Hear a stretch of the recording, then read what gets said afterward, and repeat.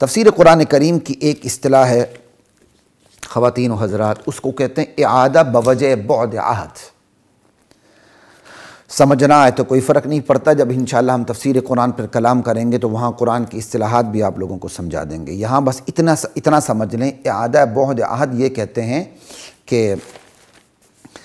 کہ دوران خطاب جب گفتگو کسی بھی وجہ سے زیر بحث موضوع سے دور ہو جائے، متصل اور مربوط نہ رہے، جبکہ اس مضمون پر مزید روشنی ڈالنا بھی مطلوب اور مقصود ہو، تو ایسے میں اس مضمون کو دوبارہ ذکر کرتے ہوئے اور اس کے سرے کو سابقہ مضمون سے جوڑتے ہوئے گفتگو کو مزید واضح اور نتیجہ خیز بنا دیا جاتا ہے۔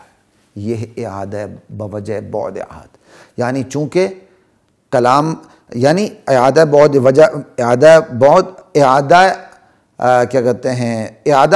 بعد عہد کسے کہتے ہیں؟ دوران خطاب کسی بھی وجہ سے، دوران خطاب جب گفتگو کسی بھی وجہ سے زیر بحث موضوع سے دور ہو جائے، جبکہ اس موضوع پر مزید روشنی ڈالنا بھی مقصود ہو، تو دوبارہ اس مضمون کا ذکر کرتے ہوئے اس کی مزید وضاحت کرتے ہوئے اس کو مزید نتیجہ خیز بنا دیا جاتا ہے۔ یہ ہے اعادہ بعد عہد۔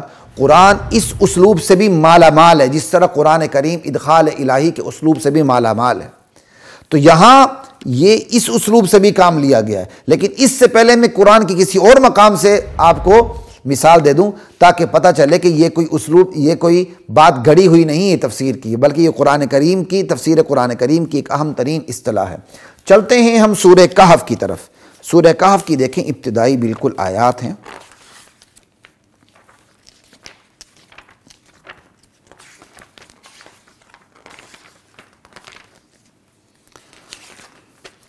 الحمدللہ الذی انزل علی عبدہ الکتاب ولم یجعل لہ عوجا۔ تمام تعریفیں اس اللہ کے لیے جس نے اپنے بندے محمد الرسول اللہ پر ایسی کتاب نازل کی جس میں کوئی کجی کمی نہیں، بہترین کتاب، قیما لینذر بأسا شدیدا۔ کیوں اتاری؟ تاکہ آپ خلق خدا کو خدائی گرفت سے ڈرائیں، اور ویبشر المؤمنین الذین یعملون الصالحات ان لہم اجرا حسنا، اور اہل ایمان و عمل کو بشارت دیں اللہ کی طرف سے۔ ٹھیک ہے، یعنی یہ کتاب اللہ تعالیٰ نے کیوں اتاری؟ تاکہ خلق خدا کو آپ ڈرائیں اور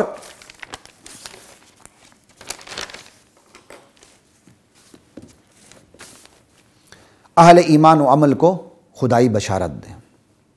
اب چونکہ خلق خدا میں سے خصوصیت کے ساتھ ان لوگوں کو ڈرانا مقصود تھا، ان پر شدید تنقید کرنا مقصود تھا، اور ان لوگوں کے پیدا کردہ اعتراضات، سوالات اور شبہات کا جواب دینا مقصود تھا، جنہوں نے خدائی اختیارات میں خدا ہی کی مخلوق کو شریک ٹھہرا رکھا تھا، اور خدا کے لیے انہوں نے اولاد طے کر رکھے تھے، خدا کے لیے انہوں نے نائب بنا رکھے تھے۔ اسپیشلی ان لوگوں پر تنقید کرنا تھی، ان کے سوالات کے جوابات دینا تھے، ان کے پیدا کردہ شکوک و شبہات کا ازالہ کرنا تھا خصوصیت سے، جبکہ زیر بحث موضوع تھوڑا سا دور ہو چکا تھا۔ آپ دیکھیں ذرا، الحمدللہ الذی انزل علی عبدہ الکتاب ولم یجعل لہ عوجا قیما لینذر بأسا۔ اللہ نے یہ کتاب کیوں اتاری؟ تاکہ اللہ کے نبی خلق خدا کو ڈرائیں، لینذر، خلق خدا کو ڈرائیں۔ ٹھیک ہے، آگے پھر بشارت بھی ہے کہ بشارت دیں اہل ایمان کو، اہل ایمان و عمل کو اجر حسن کی، اور وہ جنت میں ہمیشہ کے لیے رہیں گے۔ ٹھیک ہے، درمیان میں کم و بیش 2 آیتوں کا فاصلہ آ گیا، لیکن اس صورت کا اصل مقصد یہ ہے کہ ان لوگوں کو ڈرانا ہے جنہوں نے خدائی اختیارات میں خدا کی مخلوق کو شریک ٹھہرا رکھا ہے اور خدا کے بیٹے بنا رکھے ہیں، خدا کے نائب بنا رکھے ہیں۔ ان کو کیا کہتے ہیں؟ ڈرانا اسپیشلی مقصود ہے، لیکن درمیان میں فاصلہ کس کا آ گیا؟ اہل ایمان کو جو بشارت دی گئی، اور اس کے اندر جو ان کو کہا گیا کہ وہاں جو بشارت ہوگی وہ کوئی عارضی بشارت نہیں ہوگی، ہمیشہ کی بشارت ہے۔ یہ درمیان میں فاصلہ آ گیا تھا۔ ٹھیک ہے، تو یہ جب فاصلہ آ گیا تو اس فاصلے کو اس فاصلے کی وجہ سے، یہ جو درمیان میں فاصلہ آ گیا، تو اب اس فاصلے کی وجہ سے مضمون کو دوبارہ اسی سے جوڑا جا رہا ہے۔ ٹھیک ہے، وَيُنذِرَ الَّذِينَ قَالُوا اتَّخَذَ اللَّهُ وَلَدًا۔ اب یہاں اگر میں علمی زبان میں بات کروں تو یہ دیکھیں وَيُنذِرَ واو عطف، یہ لِيُنذِرَ کے يُنذِرَ پر اس کو معطوف کیا گیا، اس کا عطف ڈالا گیا، ٹھیک ہے، کیونکہ درمیان میں 2 آیتوں کا فاصلہ آ گیا تھا، اور جو زیر بحث مضمون تھا کہ خدائی گرفت سے ڈرانا مقصود ہے، اور جو خدائی گرفت سے ڈرانا مقصود ہے، یہ زیر بحث موضوع کی مزید وضاحت مطلوب تھی کہ خصوصیت سے ان کو ڈرانا ہے جو خدا کے اختیارات میں خدا کی مخلوق کو شریک کرتے ہیں۔ تو دوبارہ سے سلسلہ کلام کو جوڑتے ہوئے اور ینذرا کا عطف لیندرا کے ینذرا پر ڈالتے ہوئے دوبارہ کلام کو ایک کر دیا گیا، ٹھیک ہے نا جی۔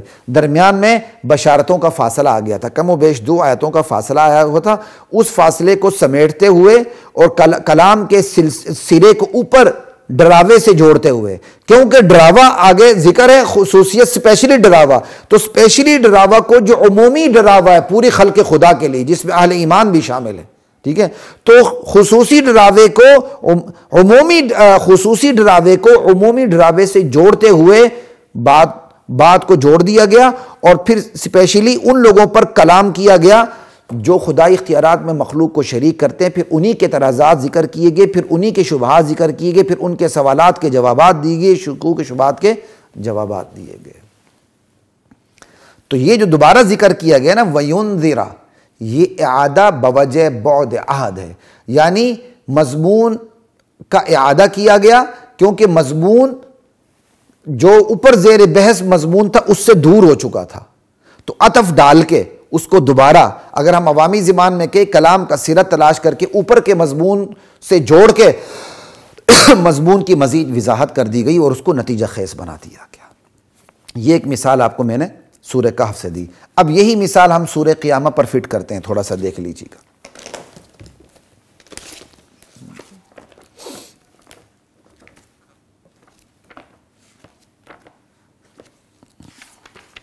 سورہ قیامہ کو دیکھ لیں، قیامت کا ذکر ہو رہا ہے، انکار آخرت، پھر انکار آخرت کی وجوہات۔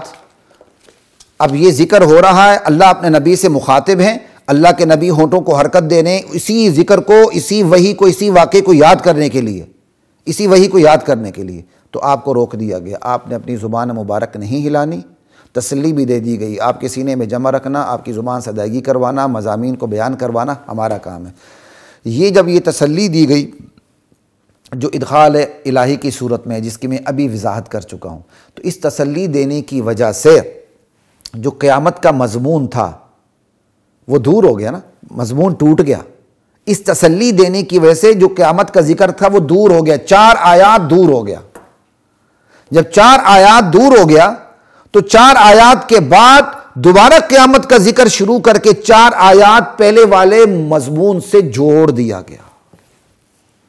تو یہ جو کلا بل تحبون العاجلہ ہے، یہ اعادہ بوجہ بعد عہد ہے، کہ یہ کلا بل تحبون العاجلہ اصل مضمون جو سورت کا ہے وہ چونکہ ادخال الہی کی وجہ سے دور ہو چکا تھا، تو لہٰذا دوبارہ سیرہ ملا کے قیامت کا ذکر ہی کر دیا گیا۔ اب یہ جو دوری آئی تھی کیوں آئی تھی، مضمون دور کیوں ہوا تھا؟ سورہ کہف میں جو مضمون دور ہوا تھا آپ دیکھ لیں، جہاں میں نے ابھی بیان کیا ہے، وہاں سورہ کہف میں ڈراوا تھا، ایک عمومی ڈراوا تھا جو ساری خلق خدا کے لیے، جس میں اہل ایمان بھی ہیں اور اہل کفر بھی ہیں، لیکن ایک خصوصی ڈراوا تھا اہل کفر کے لیے۔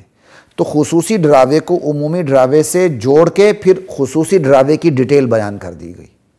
تو درمیان میں جو فاصلہ آ گیا تھا زیر بحث مضمون میں، جو فاصلہ آیا تھا وہ فاصلہ کس کا تھا؟ اہل ایمان کو جو بشارت دی گئی تھی، اس بشارت کی وجہ سے فاصلہ آ گیا تھا، تو اس لیے عطف ڈال کے وہاں دوبارہ بات کر دی گئی۔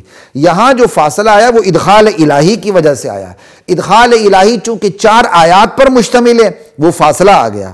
تو ادخال الہی سے پہلے بھی قیامت کا ذکر، تو ادخال الہی کے بعد بھی کلا بل تحبون العاجلہ سے کیا کہتے ہیں، اسی مضمون کو جوڑ دیا گیا جو ادخال الہی سے پہلے تھا۔ ادخال الہی سے پہلے قیامت کا ذکر تھا، تو ادخال الہی کے بعد بھی قیامت کا ذکر کر کے مضمون کو جوڑا گیا۔ اور مضمون کے جوڑنے کے وہی 2 طریقے ہیں جو میں بیان کر چکا ہوں، ایک لفظ بھی وہی کلا، اور دوسرا مضمون بھی وہی۔ مضمون کیا کہ یہاں قیامت کے انکار کی مدر کاز بیان کر دی گئی کہ قیامت کا انکار دراصل تم اس لیے کرتے ہو کہ تمہیں دنیا سے اندھی محبت ہے. ٹھیک ہے جی. تو آپ کو یہ بات ملتی جلتی نظر آ رہی ہوگی لیکن الگ الگ ہے. اعادہ بوجہ بعد عہد صرف ادخال الہی کی وجہ سے نہیں ہوتا، کسی اور وجہ سے بھی ہو سکتا ہے. جیسے سورہ کہف میں جو میں نے مثال دی اعادہ بوجہ بعد عہد، وہ اہل ایمان کو جو خوشخبری دی اس وجہ سے زیر بحث مضمون دور ہو گیا تھا، اور یہاں جو زیر بحث مضمون دور ہوا ہے سورہ قیامہ میں وہ ادخال الہی کی وجہ سے ہوا ہے. ٹھیک ہے جی. تو یہ کمال کی سورہ قیامہ ہے. یہاں ادخال الہی اور اعادہ بوجہ بعد عہد بالکل آپس میں ملے ہوئے ہیں. ٹھیک ہے جی. تو قرآن کریم کی تفسیر قرآن کریم کی ان دو علمی اصطلاحات کی روشنی میں بھی میں نے آپ کو بتا دیا کہ ان آیات کا جن کے بارے میں زندیقین اور مرتدین کہتے ہیں کہ یہ آیات مس فٹ ہیں، ان کے بارے میں نے آپ کو بتا دیا کہ آیات کا یہی سب سے مناسب ترین اور موزوں ترین مقام ہے. ٹھیک ہے جی.